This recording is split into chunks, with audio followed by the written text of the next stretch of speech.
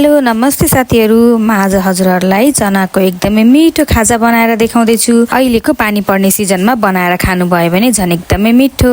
चना भन्ने बित्तिकै धेरै जनालाई मन पर्दैन, एकचोटी यसरी ट्राई गर्नु होला है त। चनामा धेरै न्युट्रिएन्ट्सहरु हुन्छ, फाइबर अनि प्रोटिन पनि। यसमा क्यान्सरसँग लड्ने क्षमता पनि हुन्छ।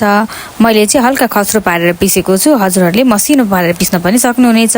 प्याजलाई मैले मसिनो पारेर काटिदिए अनि त्यसपछि लसुन अदुवाको पेस्ट बनाएर मैले घरमै भएको मसलाहरू मात्रै प्रयोग गरेर बनाएको छु। काटेको प्याज हालिदिए, हरियो धनिया र हरियो खुर्सानी, त्यसपछि लसुन अदुवाको पेस्ट, नुन, बेसार हालिदिए। मैले ज्वानो पनि थोरै हालिदिए, जिरा धनियाको धुलो, टिमुर र मरिचको धुलो हालेर राम्रोसँग मुसे। मैले चाहिँ खस्रो पिसेको हुनाले चाहिँ बाइन्ड गर्नको लागि चाहिँ 1 चम्चा जति बेसनको पिठो हालेको छु। हजुरहरुले छैन भने गहुँको पिठो हाल्दा पनि हुन्छ, अथवा अलि मसिनो पिस्नु भयो भने चाहिँ आफै बाइन्ड हुन्छ। मैले तेललाई चाहिँ मिडियम फ्लेममा राखेर दुवैतर्फ राम्रोसँग पकाए।